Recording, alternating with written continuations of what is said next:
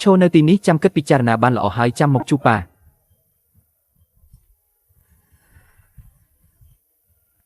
បែបនេះបានទេ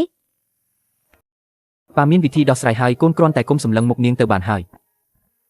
ប៉ាម៉ាក់ឲ្យកូនសុំទោស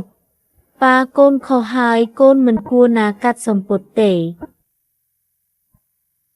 ហើយមានអ្វីទៀត មិនបានថែរក្សាសម្ពុតដែលប៉ាទិញឲ្យកូនបានល្អលើកក្រោយកូនលែងធ្វើទៀតហើយ មកលឿនមកក្មេងរពើសប៉ាអប់កូន កូនឯងនេះដូចម៉ាក់កូនអីចឹងពេលអន់ចិត្តឬលួងលោមគឺដូចគ្នាអីចឹងកូនប្រាប់ប៉ាមកសម្ពុតដែលកាត់ដាច់នេះធ្វើមិនទៅ ឆ្នាំនេះកូនមិនទិញសម្ពុតទេលុយកាក់ត្រង់ក៏ឲ្យប៉ាទៅបានទេលុយកាក់ត្រង់កូននៅមិនទាន់គ្រប់ថ្លៃសម្លៀកបំពាក់ផង